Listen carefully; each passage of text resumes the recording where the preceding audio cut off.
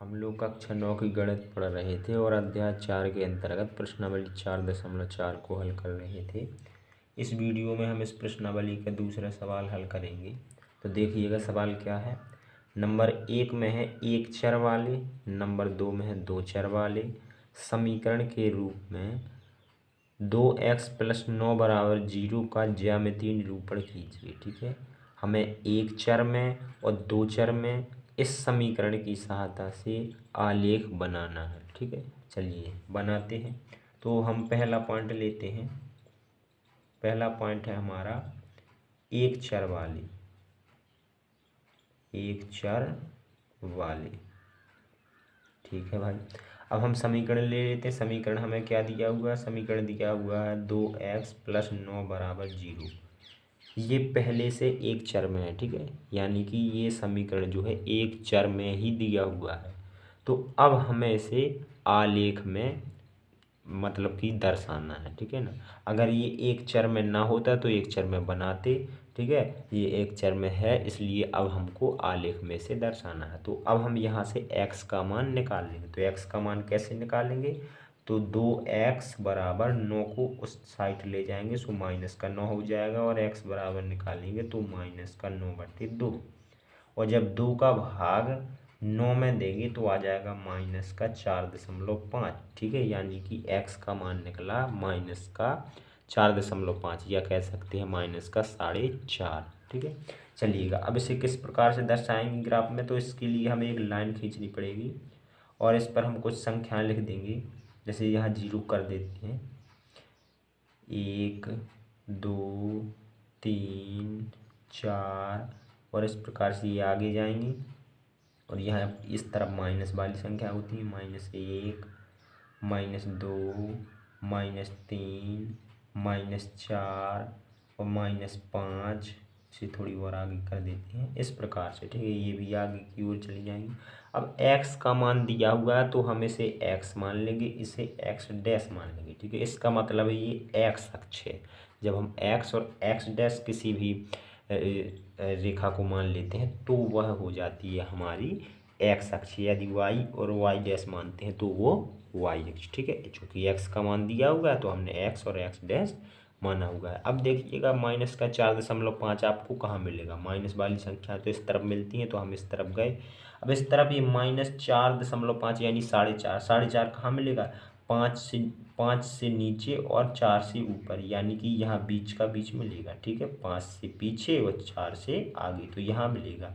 तो यहाँ हम लिख देंगे x = -4.5 और यहाँ पर हम एक तीर लगा देंगे कि ये यहाँ पर मिल रहा है। तो इस प्रकार से ये -4.5 हमारा आलेख के रूप में प्रदर्शित हो जाता है। तो अब देखिएगा दूसरा पॉइंट भी हमें इसी प्रकार से हल करना है। तो दूसरा पॉइंट क्या है? दूसरा पॉइंट है हमारा दो चर वाले समीकरण वही है हमारा 2x + 9 = 0। अब देखिएगा यहाँ पर ये समीकरण तो एक चर में था।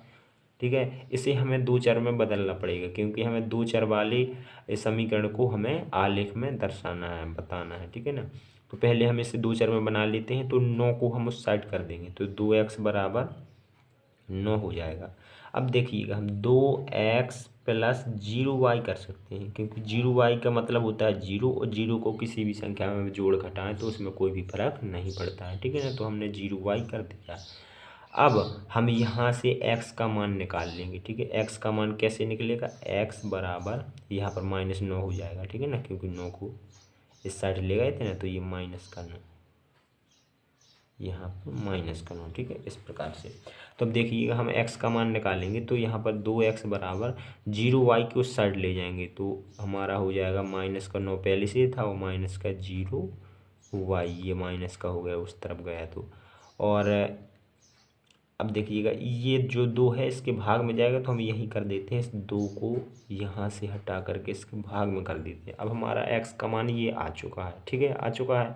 अब हम y का मान कुछ भी रखेंगे और x का मान हमें मिल जाएगा। ठीक है, तो 2-3 बार रख के देखते हैं, यानी कि 2-3 x के मान और 2-3 y के मान निकाल लेते हैं, फिर हम आलेख बना सकते हैं। तो हम y बराबर सबसे पहले ले रहे हैं 0, y = 0 रखने पर y बराबर 0 रखेंगे तो x बराबर -9। ये तो पहले से भी पूरा 0 है और y का मान 0 रखेंगे फिर भी 0 रहेगा, ठीक है ना। तो -9/2 बचेगा हमारा, -9/2। और जब हम भाग देंगे तो -4.5। तो हम क्या कह सकते हैं, हमने जो 4.5 और 0 हम इसका हल कह सकते हैं, क्योंकि पहले x का मान लिखा जाता है फिर y का। चलिएगा y का कुछ और मान रखते हैं। अब y बराबर 1 रखने पर 1 रख देते हैं तो हमारा x का मान क्या निकलेगा, x बराबर, यहाँ पर कुछ भी रखिए y का मान, हर बार इसका मान 0 ही रहेगा क्योंकि ये पहले से 0 है, ठीक है। फिर y का मान रखेंगे कुछ तो फिर भी 0 रहेगा, ठीक है, क्योंकि ये पहले से भी 0 है पूरा। तो हमारा फिर निकलेगा -9/2 यानी कि 4.5। तो अब हल क्या बन जाएगा, हल हमारा फिर वही बन जाएगा -4.5, ठीक है। इसी प्रकार से 2 रखेंगे तो -4.5, आ जाएगा। इसी प्रकार से हमारा आते जाएगा, ठीक है ना। तो अब हम आलेख बना लेते हैं। हमें 2 हल मिल चुके हैं। एक हल ये है इस समीकरण का, इस वाले समीकरण का, ठीक है ना, इस वाले, और एक हल ये है, या फिर कह लें इस समीकरण का, क्योंकि ये 2 चर में है, 2 चर में हमसे पूछा गया है, ठीक है। तो अब देखिएगा, अब हम एक आलेख बना लेते हैं। तो आलेख बनाने के लिए हम एक x अक्ष बनाते हैं, एक x अक्ष बना लिया, और ये एक हम y अक्ष बनाते हैं इस प्रकार से। x अक्ष को x और x डैश से प्रदर्शित करते हैं, y अक्ष को y और y डैश से प्रदर्शित करते हैं। अब x में हमारी अधिकतम संख्या क्या है उसे देख लेते हैं। तो x में हमारी -4.5 यानी 4.5 है अधिकतम संख्या। तो हमें कम से कम x अक्ष पर 5 तो बनाना ही पड़ेगा, ठीक है ना। फिर उसके अलावा हम आगे बना सकते हैं यदि बनाना है तो इस तरफ प्लस वाली संख्या होती है तो 1 2 3 4 और 5 हमने बना लिया। इस तरफ माइनस वाली बना लेते हैं, -1 -2 -3 -4 -5 और -6 बना ली, ठीक है। हमने 5 तो बनाना ही बनाना है। अब y अक्ष पर देखते हैं, y अक्ष पर अधिकतम संख्या क्या है, 1 है, ठीक है। कुछ भी बना लो, मतलब कि 1 तो अपन को बनाना ही पड़ेगा क्योंकि अपन 1 का हल निकाल चुके हैं। तो 1 2 3 इस पर आप किसी भी मतलब कि कितनी भी संख्या चल सकती हैं, 1 2 3 4 चल दी हमने इस पर, ठीक है।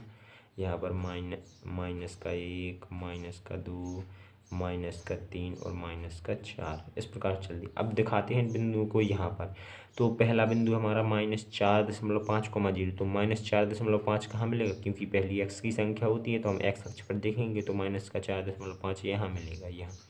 अब हमारा 0 तो यहीं होता है, इसी लाइन पे होता है, ये होता है ना यहाँ, इसी लाइन पे होता है 0। तो यही हो जाएगा हमारा क्या, ये हो जाएगा हमारा -4.5, ये वाला बिंदु। दूसरा बिंदु है -4.5, 1, तो -4.5 तो यही है, और 1 हमारा ये है। तो ये हो जाएगा हमारा दूसरा बिंदु, यानी कि -4.5, 1। इसी प्रकार से यदि हम -4.5, 2 को देखें तो ये यहाँ पर हो जाएगा 4.5, 0 तो यहीं है, और ये 2 वाला यहाँ है, -4.5, 2।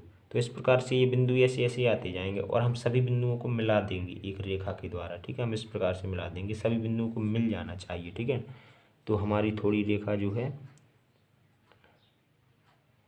टेढ़ी हो गई है, सभी बिंदुओं को मिल जाना चाहिए, एक ऐसी रेखा बनाना है कि सभी बिंदु मिल जाए, ठीक है, इस प्रकार से।